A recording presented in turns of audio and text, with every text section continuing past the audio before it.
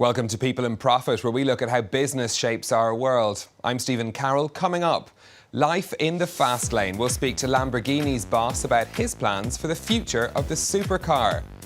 Brexit blues hit Ireland, the danger for Europe's fastest growing economy from its nearest neighbour leaving the EU. And it's the word we'll be hearing a lot about in 2017. We'll tell you everything you need to know about reflation. First up, though, it's one of the world's most iconic car brands. Lamborghini sells only a few thousand cars every year, but its designs are known around the world. It saw a sharp increase in sales last year as the global car market recovered. The company's just unveiled its latest Aventador model and is planning an SUV for 2018. But a new tax on supercars in China could dent some of its growth. Stephano Domenicali is the chief executive of Lamborghini. He joins us now from the company's Italian headquarters. Mr. Domenicali, thank you for speaking to us on France 24. 2015 was a record year for the company. How is 2016 going for Lamborghini? Well, Stephen, the good news for us is that when, as you said, the 15 was a very positive year, but 2016 will be better. So, you know, we are really proud here in Italy, in Sant'Agata, to say that all the figures are heading to a new record here in terms of profitability, in terms of sales, and this is a great reward for the work that the women and the men here in Sant'Agata are doing. And where is that growth coming from? Where are you finding new customers for your cars? We are really focused on two main aspects of our product. First of all, we need to be current with the value of our brand. That is to be cutting edge in terms of design. And you can see here close to me, you know, the new product that is the Aventador S, that is really continuing the success with the launch of Aventador in 2011. And by coincidence, yesterday, for example, we had on the line the 6,000 car. We did a little bit of celebration with all the people there. And this is the first point. The second point is we are still providing the DNA of Lamborghini with the possibility to enjoy the driving, to have the fun to drive this fantastic thing. And, you know, the good thing is we are finding more and more young people and the young generation that is really keen to be part of our family, to be keen and be part of our world. And this is something for me that is related to the fact that we need to be current, as I said at the beginning, with our brand value. And this is the biggest thing that we need to make sure that also in the future we're going to respect. Do you have certain regions of the world where you're seeing more growth? China, for example? The main market for us is the United States with more than 1,000 cars. Europe is growing in different markets, of course, and China is representing a big piece of the cake, even if we know that in this moment, in that area of the world, there is, above all, this kind of product, a lot of taxation that is hitting the market. But we are stable in that respect. We do believe we have the right product. We need to wait and make sure that, you know, we have the right product with the right pricing, and this will reward us for sure also in the next future. Are you worried about this 10% supercar tax the Chinese have implemented, the effect that'll have on your sales?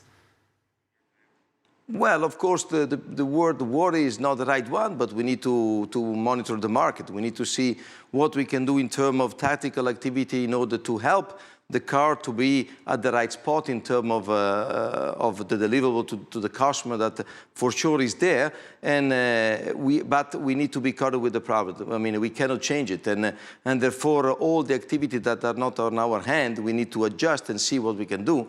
But the real thing is that in any case, we know that we are belonging to a niche, a market that is for sure small, but that needs to be considered with the integrity of the fact that on the concept of the car we cannot change it. We need to keep that value at that level, because otherwise the residual value of the cars that are on the market will drop down. And this is one of the key of the success of our brand so far.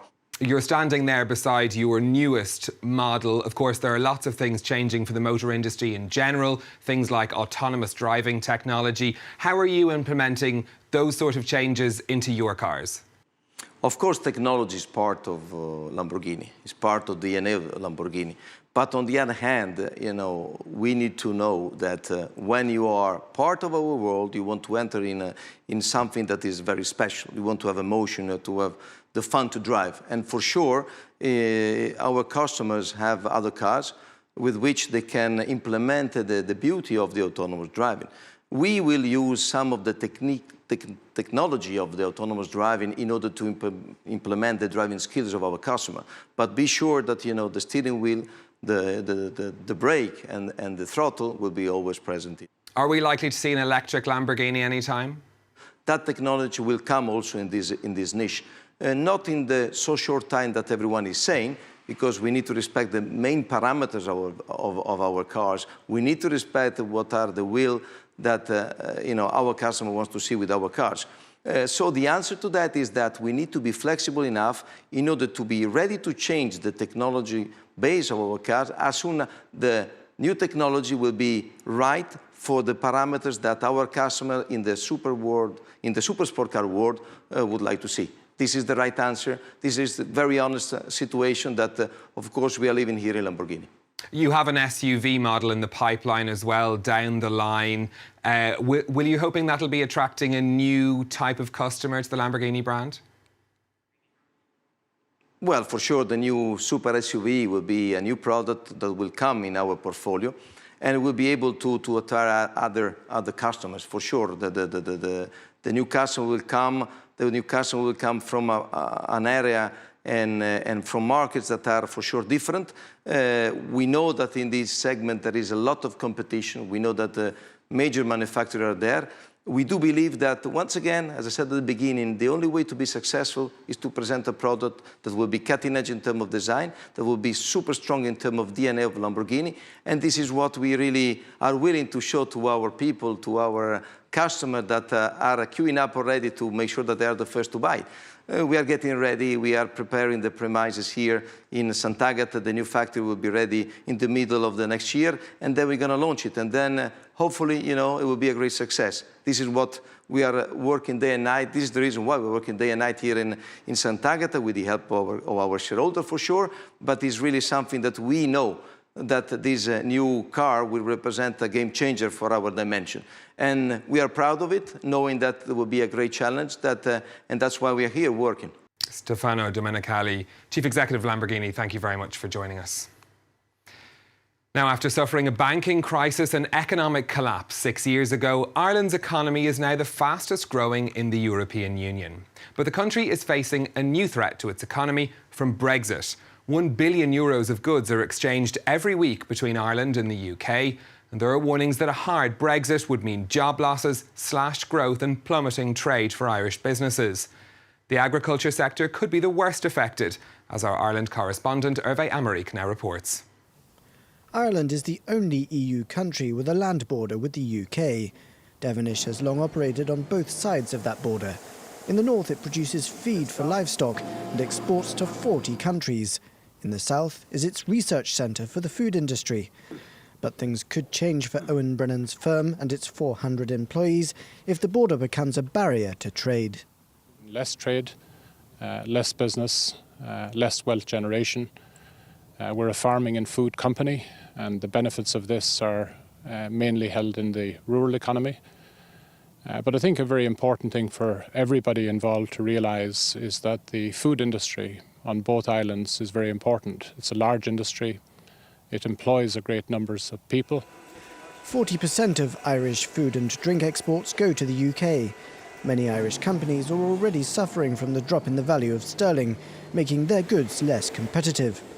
Economist Antoine Murphy believes that the introduction of customs tariffs would put the whole sector at risk. Under a hard Brexit scenario, that type of trade would be wiped out. And you're talking about near enough to half of the existing agri-sector exports being wiped out. Now, of all the European Union countries, Ireland would be the worst affected.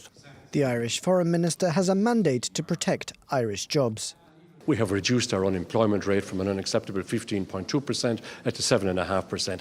Anything, including Brexit, that might adversely impact on that will be a negative and needs to be resisted. It's important in the context of the negotiations that we impress upon our EU colleagues the unique circumstances on the island of Ireland.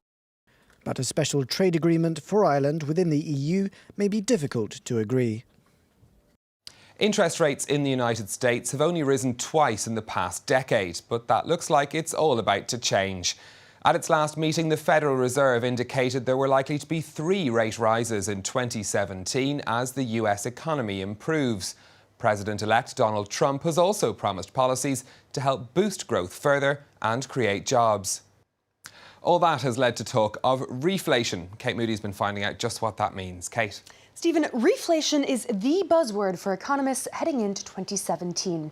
The concept is fairly simple. It's when a government tries to accelerate economic activity by increasing public spending or reducing taxes. The idea is to boost the rate of price increases or inflation, which in the long term is considered the sign of a healthy economy. The goal of reflation is also to keep inflation steady. The target outlined by the Fed and European Central Bank is 2%. Deflation, or a decrease in prices, may sound like good news for consumers, but it's generally a sign of economic stagnation. And when prices are falling, people hold off on spending. Steadily rising prices, on the other hand, encourage people to buy now, and that keeps the economy moving. Prices that rise too fast aren't good either.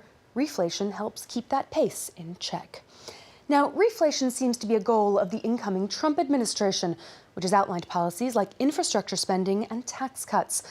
The U.S. economy has turned a page in 2016 with a dip in unemployment, a jump in wage growth, and a rebound in manufacturing. Crucially, oil prices have also begun to rise since OPEC's deal to cut back supply. For now, these are just predictions. There is no way of knowing what effect reflationary policies will have or how long it will last. Analysts think it will impact both emerging and advanced economies, but it could turn out to be more of a regional trend. The role of central banks is also unclear. They'll have to loosen monetary policy and stimulus to avoid overheating the economy, but at what pace? All that means you should keep an eye out for reflation as we turn the calendar to 2017. Stephen? Kate, thank you very much. One certainty, you will have all the answers in 2017. That's it for this People in Profit. If you have any comments on the stories we've been covering, get in touch on Facebook at France 24 Business, or you can tweet me at NewStephen. Until next time, thanks for watching.